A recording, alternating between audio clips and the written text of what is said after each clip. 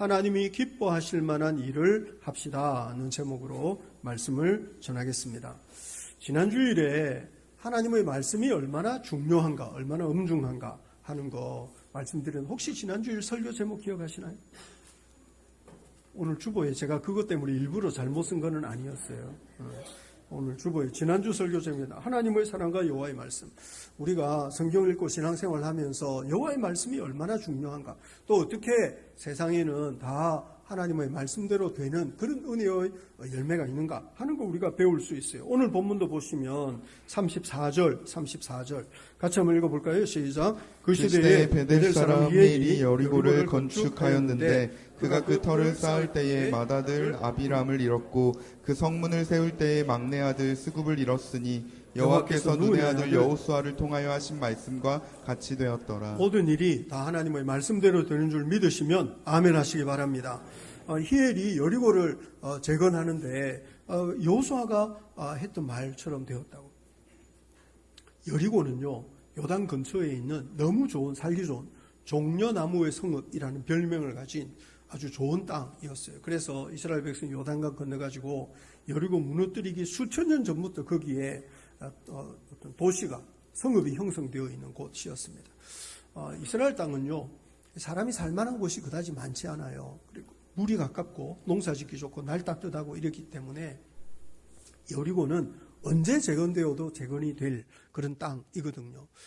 가나안 땅의 특성이 있는데요, 한 성이 무너지면 다 무너뜨리고 그 위에 또 도시를 짓고 그 위에 또 도시를 짓고 이렇게 해가지고요, 그 터 위에 계속 도시가 재건이 돼요. 근데 여리고는요, 최소한 이 베델 사람 히엘이 여리고를 건축하기까지는 다 폐허로 남아 있었어요. 왜냐하면 여호수아 6장 26절에 이런 이야기 한 적이 있었거든요. 여호수아가 맹세하게 하여 이르되 누구든지 여리고성을 건축하면 여호와 앞에 저주를 받을 거다. 기초를 쌓을 때 맏아들을 잃고 문을 세울 때 막내 아들 잃을 거라. 이렇게 이야기한 거예요. 왜냐하면 여호수아는 이 여리고성이 일종의 기념비적인 승리를 얻은 곳인 거죠. 사람으로서는 절대로 무너뜨릴 수 없는 성인데 믿음으로 이기고, 그래서 가나안의 대표적인 성읍, 그래서 하나님을 대항하는 세력이 어떻게 심판을 받는지를 보여주는 일종의 기념비적인 장소였던 거예요. 그래서 이 여리고는 재건이 되지 않고 그대로 폐허가 되어 있는 채로 하나님이 살아계시고 하나님이 자기 백성에 승리를 주신다고 하는 교훈을 주는 자리가 되기를 원했던 거죠. 그래서 이 여리고성을 다시 재건할 수 없다고 이렇게 못을 박아둔 거예요. 그런데 오늘 본문 34절에 베델 사람 히엘이 여리고를 건축했다고 그래요. 짧게 한 절에 언급하고 있는 이 사건은요, 아합이 통치할 때 북이스라엘이 영적으로 얼마나 부패했는가 하는 것을 보여주는 기록입니다. 베델 사람 히엘이에요. 오늘 보면 34절에 베델하고 여리고는요 상당히 멀어요. 베델은 에브라임 산지, 그 산악지대에 있는 거고, 여리고는 산지를 쭉 내려가서 요단강 아주 이 평지에 있는 곳이거든요. 상당히 먼데요, 베델 사람 히엘이 그 멀리까지 가가지고 집을 한 채 짓는 것도 아니고 도시를, 일종의 신도시, 성읍을 재건을 하는 거예요. 그러니까 이 베델 사람 히엘이 그만한 정도의 세력도 있고 영향력도 있는 사람이었다고 하는 거예요. 그런데 이 히엘은 여호수아가 이 여리고를 재건하면 안 된다고 못을 박아둔 거를 알았을까요? 몰랐을까요? 이 히엘이 알았죠, 당연히. 히엘이 몰랐을 리가 없어요. 그런데 베델 사람 히엘은요, 여호수아가 그렇게 못 박아둔 것을, 그런 경고를 우습게 여긴 거예요. 집을 한 채 짓는 것이 아니고 한 도시를 재건하는 거예요. 성읍의 터를 닦을 때부터, 그리고 다 도시를 재건하고 성벽도 쌓고 그 성벽에 성문을 달 때까지 시간이 얼마나 걸렸을까요? 모르기는 해도 여튼 수개월, 수년 걸렸을 상황이에요. 베델 사람 히엘은요, 성읍의 터전을, 기초를 닦을 때 맏아들을 잃은 거예요. 맏아들이 죽었어요. 맏아들 아비람을 잃었고. 그러면 뭔가 가슴이 덜컹하지 않겠어요? 이거 진짜 여호수아의 경고대로 되는구나. 그런데 이 사람이 돌이키지 않습니다. 자기 맏아들 죽어도요, 계속 일을 진행하고, 그리고 성읍 쌓고 성문을 달 때 막내 아들 수굽 죽었다고 이렇게 말하는 거예요. 중요한 거는 아합이 다스리던 때, 아합의 시대에 사람들이 하나님의 말씀을 우습게 여겼다는 거죠. 그리고 하나님의 말씀대로 벌을 받아도 두려워하지도 않고 돌이키지도 않고 자기 하고 싶은 일을 끝까지 했다는 거예요. 얼마나 이 시대가 완악하고 얼마나 이 시대가 부패한 시대였는지 몰라요. 이게 완악함이나 불순종이 개인의 문제일 때는 사실 그거 별 문제가 아닐 수도 있어요. 그런데 이런 완악함이나 불순종이 공동체의 분위기가 되는 때가 있어요. 이것이 어떤 사회적인 흐름, 문화적인 흐름으로 자리를 잡을 때가 있는 거예요. 이때가 정말 무서운, 이게 정말 무서운 일이에요. 개인이 완악하고 개인이 불순종해도 공동체가 깨어있으면 야, 너 그러면 안 되지. 너 정신 똑바로 차려야지. 이렇게 하면서 회개하고 돌이킬 수 있는 기회가 많이 있거든요. 깨어있는 공동체 안에서는 어떤 사람이 불순종하면 그 죄가 드러날 가능성이 많은 거예요. 그리고 또 서로 권면하는 거죠. 네가 그러면 안 되지. 네가 그러면 안 되지. 그런데 공동체가 병이 들고 서로의 영적인 상태에 대하여 무관심하게 되고 이러면 진짜 이제 어려워지는 거죠. 죄를 죄로 여길 줄 모르게 돼요. 그러면 누가 하나님을 떠나도 그 별로 애통해하지도 않아요. 그 사람이 예배로부터 멀어지고 하나님께로부터 멀어지고 불순종하고 그래도요. 지가 알아서 하겠지. 자기가 알아서 하겠지. 이렇게 하고 넘어가 버리는 거죠. 이 개인의 죄도 문제인데요. 이 공동체가 병이 들면 그거는 사실 더 무서운 일이에요. 그러면서 교회가 무너져 내리는 거거든요. 우리가 지금 열왕기상을 계속 읽고 있는데 이 열왕기상에서 우리는 어쩌면 병이 들어서 무너져 내리고 있는 교회의 모습을 지금 보고 있는지도 몰라요. 그래서 교회가 병이 들고 공동체가 무너져 내릴 때 어떤 일이 일어나는가 하는 것을 우리가 주의 깊게 봐야 되는 거죠. 이 베델 사람 이엘이 정말 이렇게 무서운 일을 하고 있는데 아무런 감각이 없어요. 그리고 정말 여호수아가 예고한 것처럼 맏아들 죽어도요. 그러면 멈춰서고 돌았어요. 아니요. 그냥 계속 자기 할 일을 하는 거죠. 그러니까 그 시대가 얼마나 참 부패하고 얼마나 완악한 시대였는가 하는 것을 이 본문이 보여주는 거예요. 그런데 이 본문에서 중요한 표현이요. 여호와께서 눈의 아들 여호수아를 통하여 하신 말씀같이 되었다. 말씀같이 되었다고 하는 거예요. 35절에. 그런데 그 말씀이요. 여기만 있는 게 아니고 열왕기상 15장 28절부터 쭉 보면 바하사가 이제 여로보암의 아들 나답을 죽였는데요. 그리고 그 여로보암의 집을 다 진멸해가지고요. 한 사람도 남기지 않았어요. 그런데 열왕기상 15장 29절에서 뭐라고 하느냐 하면 이것은 여호와께서 그의 종 실로 사람 아이야를 통하여 하신 말씀같이 된 거다. 이렇게 말해요.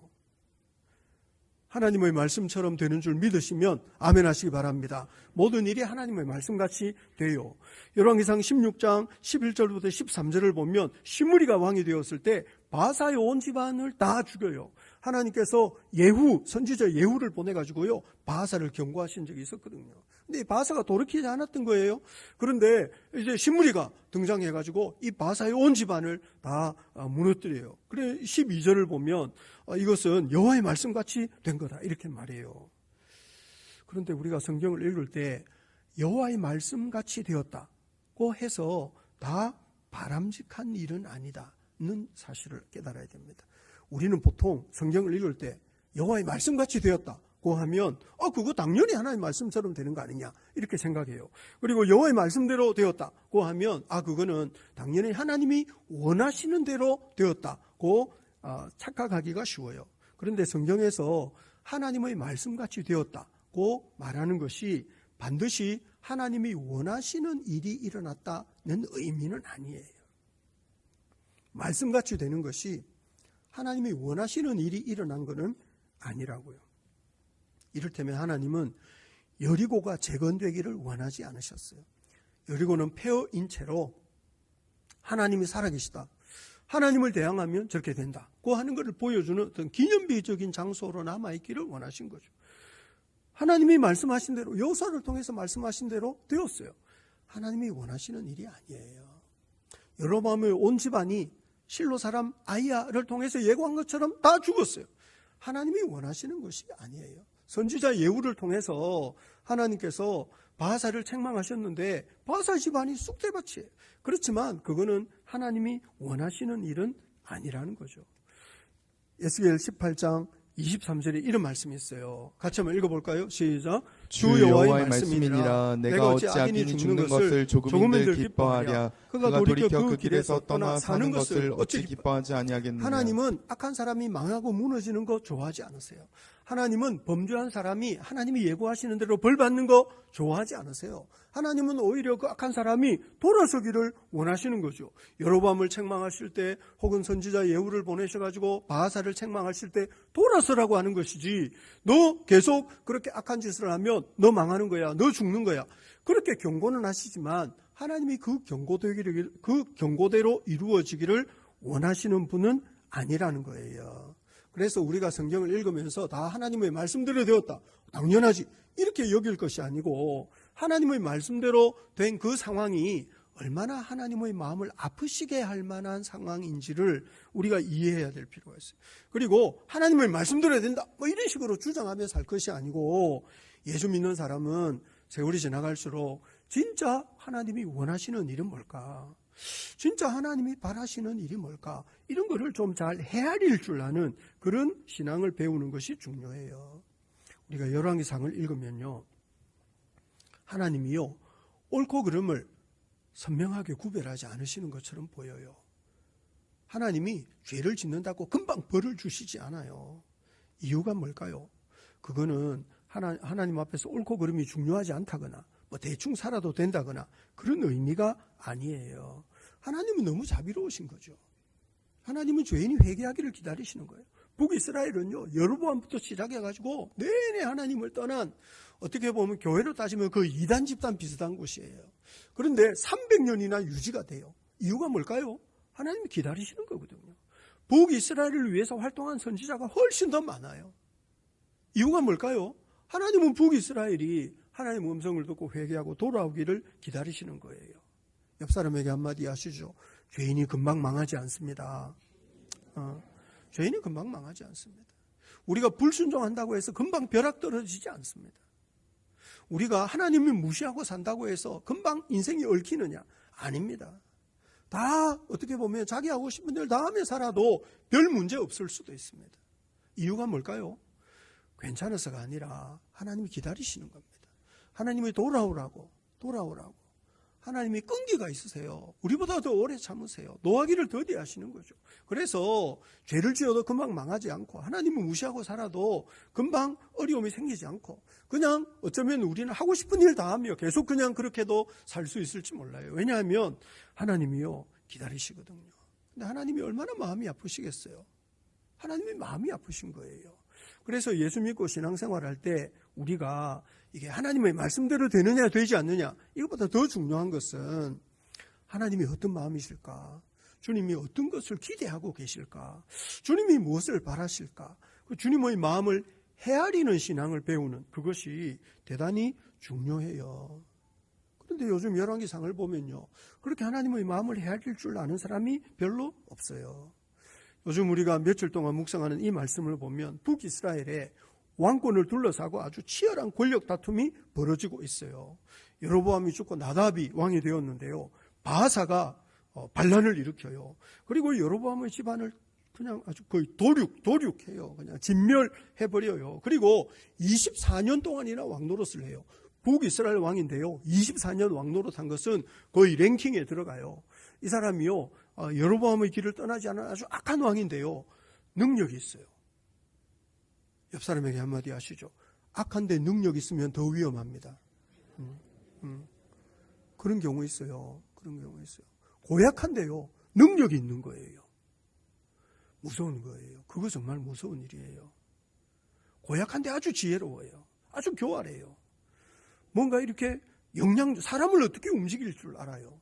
아마 바하사는 아주 고약하고 아주 못된 사람인데 24년이나 북이스라엘을 통치한 걸 봐서 이 사람은 상당한 정도의 어떤 정치력을 가지고 있는 인물이었던 것 같아요. 그런데 이 사람이 24년 통치하고 죽었거든요. 그 아들 엘라가 북이스라엘 왕이 되었어요. 그런데 2년 만에 먹고 마시고 잔치하다가 또 반란이 일어나서 죽어요. 시므리라는 사람이 반란을 일으켰어요. 그리고 바하사와 그 엘라, 그 집안을 다 그냥 도륙하고 다 진멸해요.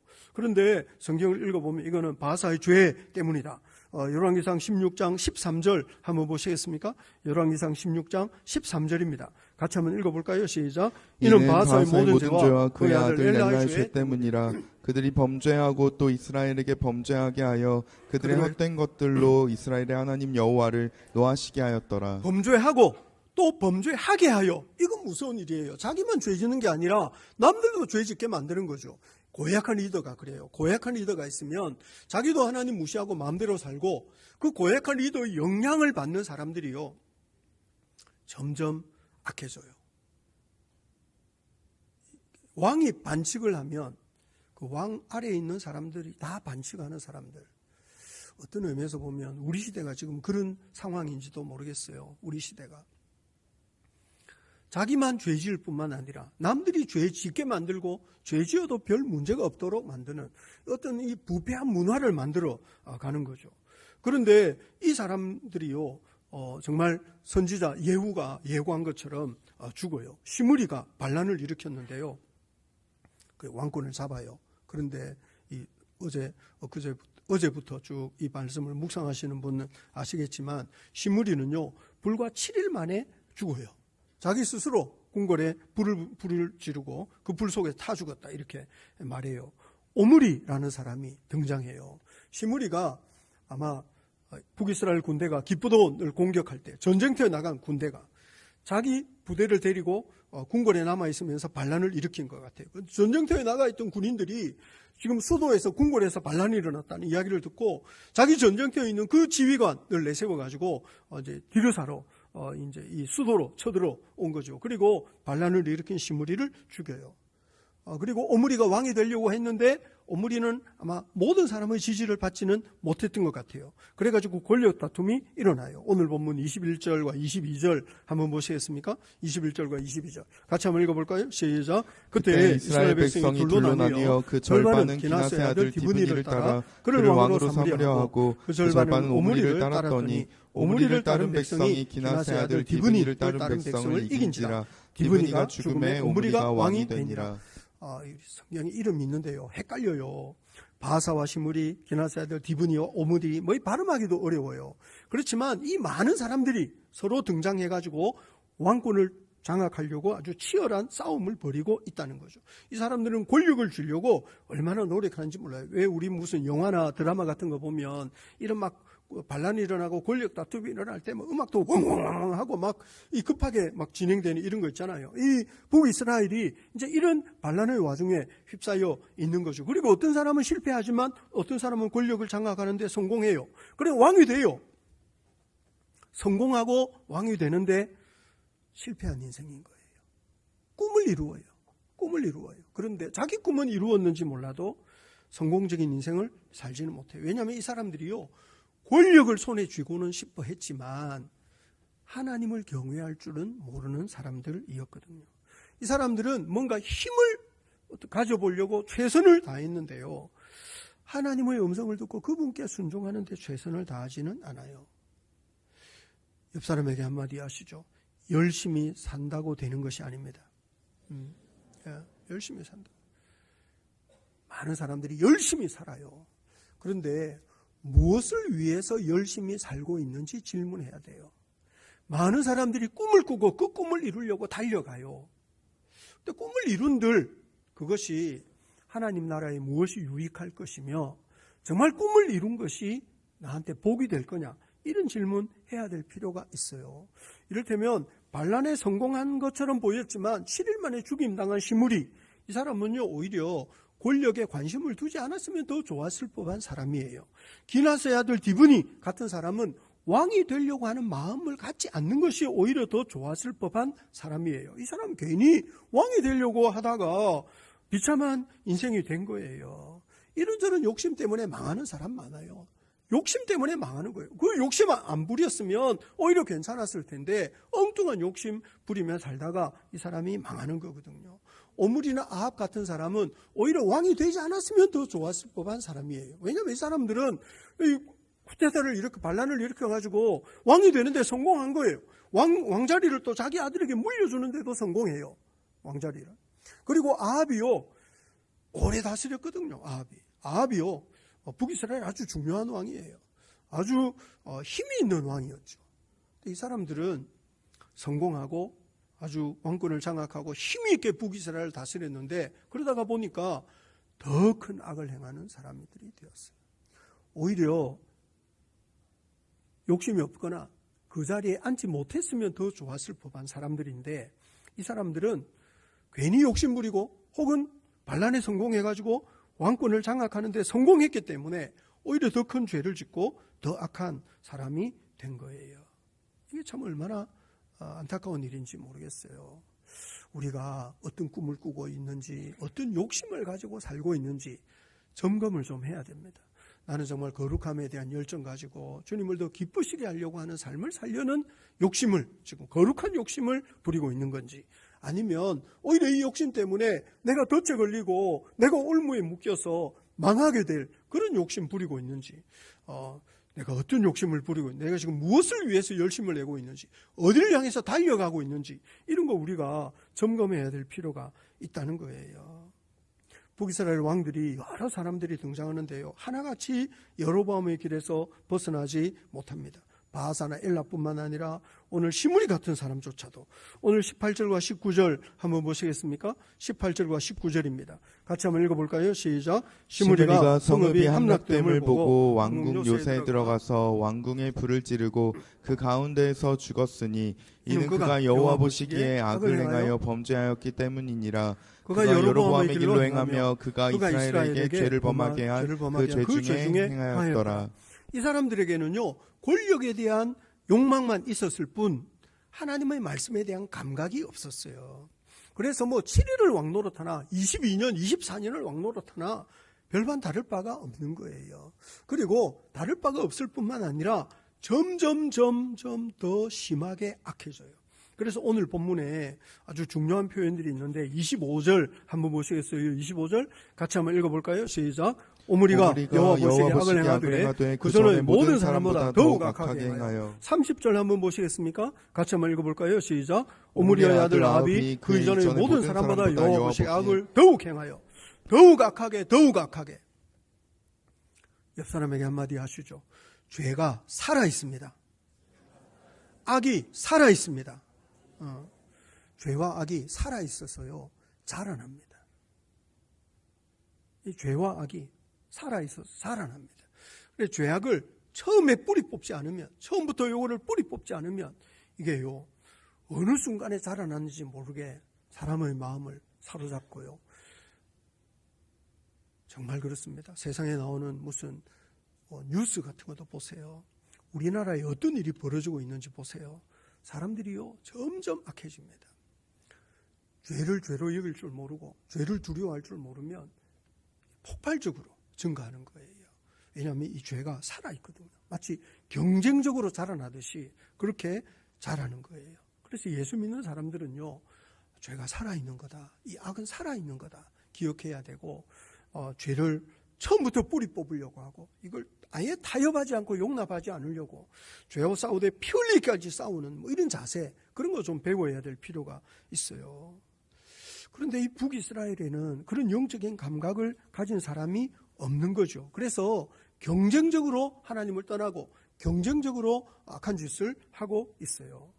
그런데 오늘 본문에 등장하는 오므리라가 있는데요. 이 오므리가요 북이스라엘의 역사에서는 중요한 인물이에요. 왜냐하면 성경에는 별로 좀 이렇게 길게 나오지 않지만 그 12년밖에 왕노릇을 못했거든요. 그럼에도 불구하고 이 북이스라엘의 오므리가요 상당히 중요한 인물이에요. 왜냐하면 오므리 이전의 왕들은 조금 소박했던 것 같아요. 근데 오므리는 뭔가 이렇게 강력한 하나님이 보실 때는 별로 가치가 없었지만 그 시대에는 이 오므리가 북이스라엘을 아주 강력한 나라로 만들었던 것 같아요. 왜냐하면 오므리는요, 오므리 12년 왕노릇하고 그 다음에 아합에게 왕자리 물려주고 아합 죽으면서 이제 그 집안이 끝나거든요. 그런데요, 북이스라엘은 거의 300년 역사 동안 지탱이 돼요. 그런데 오므리가 죽고 아합 죽고 난 뒤에 다른 사람이 왕이 되었을 때도 이방 나라 외국에서는요 항상 북이스라엘을 가리켜서 오므리의 집 이렇게 불러요. 이를테면 우리나라 어디 나가면 다 코리아 하는 것처럼 그 시대의 이방 나라들이 오므리의 집안이 다 망하고 그 집안이 왕이 아니에요. 그런데도 북이스라엘을 가리킬 때는 언제든지 오므리의 집 이렇게 불렀다고요. 그래 그만큼 오므리가 뭔가 이 대외적으로 북이스라엘을 아주 강력한 나라로 만들었던 사람이었던 거예요. 그런데 하나님이 보실 때는 별로 가치가 없어요. 성경에서 이렇게 오므리 12년 왕노릇한 오므리를 언급할 때 두 가지 이야기예요. 하나는 오늘 본문 거기 24절 보시면 24절 같이 한번 읽어볼까요? 시작. 그가 은 두 달란트로 세멜에게서 사마리아 산을 사고 그 산 위에 성읍을 건축하고 그 건축한 성읍 이름을 그 산 주인이었던 세멜의 이름을 따라 사마리아라 일컬었더라. 지금까지 북이스라엘 수도는 디르사였거든요. 디르사는 세겜 북쪽으로 있었던 그 조그마한 도시였던 것 같아요. 그런데요, 오므리 때 이제 나라의 수도를 옮겨요. 사마리아. 그래서 오므리 이후부터 항상 북이스라엘 수도는 사마리아가 되는 거예요. 근데 중요한 거는요, 여기에서 왜 오므리가 사마리아 산을 샀다는 이야기를 하느냐 하면, 본래 하나님이 주신 기업은 매매가 안 되는 거예요. 땅은 사고 팔 수 없어요. 그런데 이 오므리가 땅을 사요. 그리고 땅을 사더라도 희년이 되면 돌려줘야 돼요. 오므리가 돌려줄까요? 이 사람은 하나님의 율법에 전혀 신경 쓰지 않는, 하나님의 말씀에 전혀 신경 쓰지 않는 사람이었다는 거예요. 은 2달란트를 주고 사마리아를 샀다고 그래요. 성경을 보면 사무엘하도 있고 역대상에도 있는데, 다윗이 여부스 사람 아라우나의 타작마당, 다윗이 아라우나의 타작마당을 살 때 역대상을 보면 금 600세겔을 달아줬다고 그래요. 조그만한 땅, 그거보다 훨씬 작은 땅을 사는데도 금 600세겔인데요. 사마리아 산은요, 엄청 커요. 그런데 그 땅을 은 2달란트를 주었어요. 이거는 오므리가 아마 거의 거저 빼앗지 않았나 싶어요. 그러니까 오므리는 여튼 하나님의 말씀에 매인 사람이 아니에요. 이 사람은 하나님 율법에 전혀 신경 쓰는 사람이 아니에요. 결과적으로 하나님이 보실 때 오므리는 오늘 본문 25절, 26절 한번 보시겠습니까? 25절, 26절 같이 한번 읽겠습니다. 시작. 오므리가 여호와 보시기에 악을 행하되 그 전에 모든 사람보다 더욱 악하게 행하여 느바스의 아들 여로보암의 모든 길로 행하며 그가 이스라엘에게 죄를 범하게 한 그 죄 중에 행하여 그들의 헛된 것들로 이스라엘의 하나님 여호와를 노하시게 하였더라. 하나님이 보실 때 오므리는 악한 것밖에 없어요. 하나님을 노하시게 한 것밖에 없어요. 12년 동안 왕노릇하면서 엄청 유명한 왕이 되었는데 세상에서 유명한 것과 하나님이 보실 때 가치 있는 삶은 아무런 상관이 없습니다. 세상 사람들이 와, 저 사람 대단하다, 저 사람 정말 훌륭하다, 저 사람 대단히 성공적인 인생을 살았구나, 세상이 높이 평가하는 것과 하나님이 우리 삶을 바라보시는 기준이 다르다는 것을 알아야 합니다. 누가복음에 부자와 나사로 이야기 나옵니다. 부자와 나사로. 성경에 예수님의 이야기 중에 사람 이름 나오는 건 나사로 유일합니다. 하나님의 은혜를 입었다는 뜻입니다. 나사로. 부자가 유명할까요? 나사로가 유명할까요? 우리나라의 제일 부자가 누구죠? 뭐 박용태 같은 영적인 부자 이런 거 말고 부자의 이름은 다 아는데 길거리 다니는 가난한 사람 뭐 이런 사람 이름 아무도 모릅니다. 그런데 부자와 나사로에서 중요한 거는 그 시대에 나사로 이름 아는 사람 아무도 없었을 겁니다. 그 시대에 부자 이름은 유명했을 겁니다. 그렇지만 하나님은 부자 이름은 모르시고 나사로의 이름, 그 부자의 집 문 앞에 엎드려서 떨어지는 부스러기 주워 먹는, 하나님의 은혜가 아니고서는 살 수 없는 하나님의 은혜만 의지하는 그 연약한 인생의 이름은 기억하시는 거예요. 하나님이 기억하실 만한 이름 가진 성도 될 수 있기를 주님의 이름으로 축복합니다. 세상에서 아무리 유명하다 한들 하나님이 기억하시지 못하는 인생이라면 그것은 얼마나 불쌍한 일이겠습니까? 세상에서 아무리 보잘것없는 인생이라고 한들 나중에 우리가 주님 앞에 섰을 때에 야, 용대 왔니? 이렇게 주님이 저를 맞아주실 때 설교 잘 들을 걸, 설교 시간에 졸지 말 걸, 그러고 있으면 얼마나 창피하겠느냐는 거예요. 우리가 하나님이 기억하실 만한 이름으로 살아가는 성도 될 수 있기를 바랍니다. 세상의 유명한 것, 세상의 능력 있는 것과 다릅니다. 똑같지 않습니다. 그래서 우리가 세상에서 아무리 대단한 인생이라 할지라도 죽어도 오므리의 집이라고 말할 정도로 북이스라엘을 강력하게 만든, 어떻게 보면 대단히 세력 있는, 능력 있는 사람인데요, 하나님이 보실 때는 악한 인생밖에 아니었다는 거예요.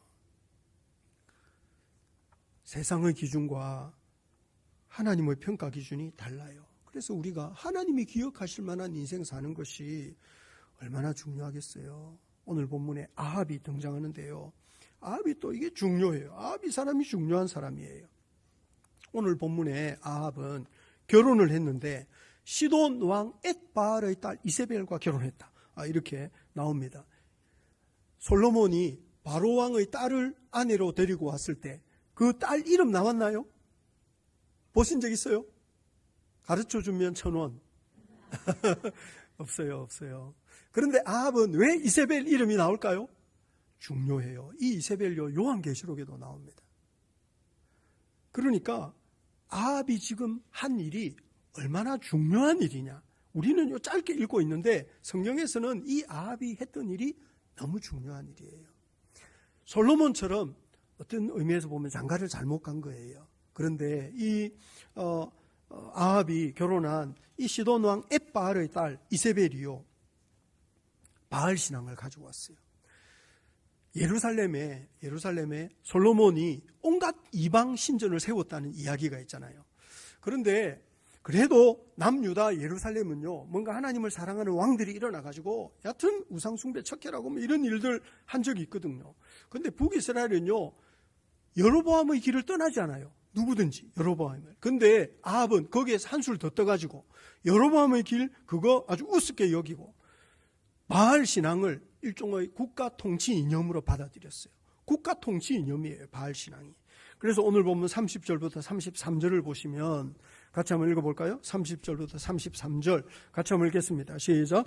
오므리의 아들 아합이 그의 이전의 모든 사람보다 여호와 보시기에 악을 더욱 행하여 느밧의 아들 여로보암의 죄를 따라 행하는 것을 오히려 가볍게 여기며 시돈 사람의 왕 엣바알의 딸 이세벨을 아내로 삼고 가서 바알을 섬겨 예배하고 사마리아에 건축한 바알의 신전 안에 바알을 위하여 제단을 쌓으며 또 아세라상을 만들었으니 그는 그 이전에 이스라엘의 모든 왕보다 심히 이스라엘 하나님 여호와를 노하시게 하였더라. 바알 신앙이 아합이 등장하기 전에도 많이 있었어요.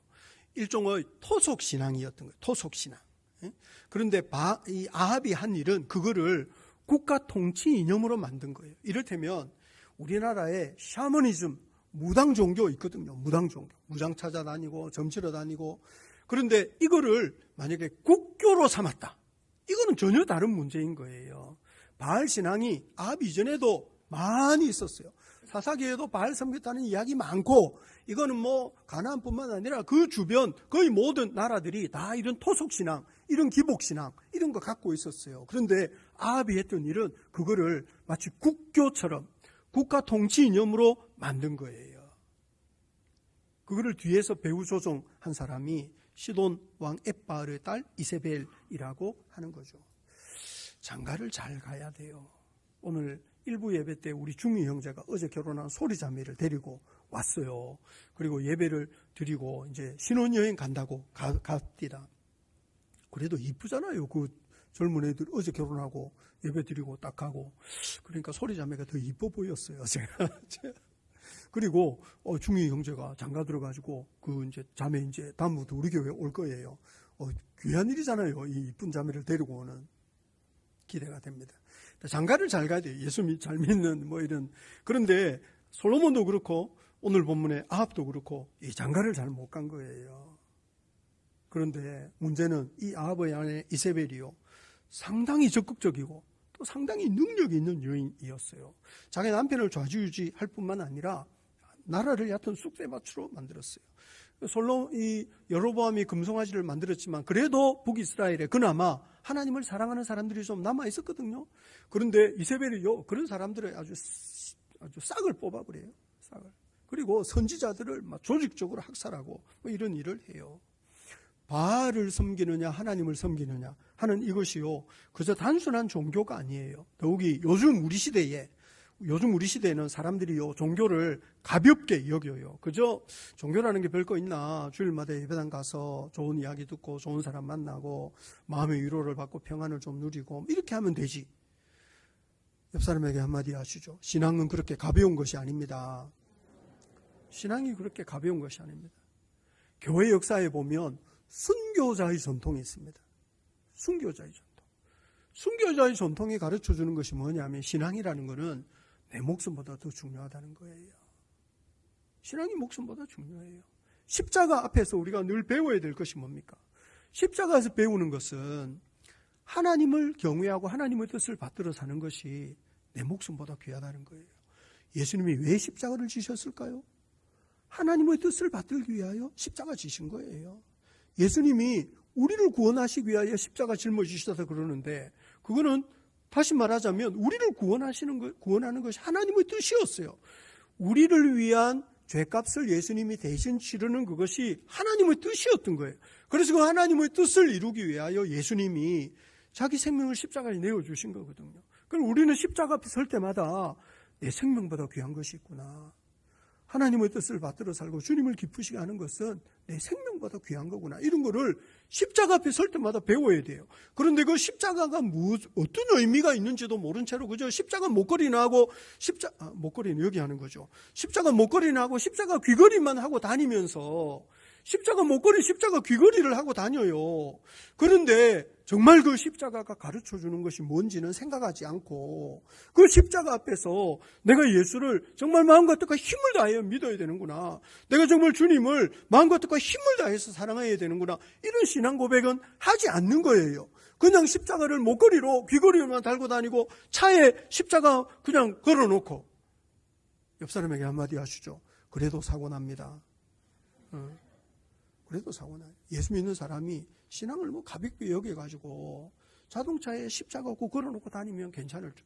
그래도 신호 위반하면 딱지 날아오고 다 그래 하는 거예요. 조심 안 하면 사고 나고 이렇게 되는 거거든요.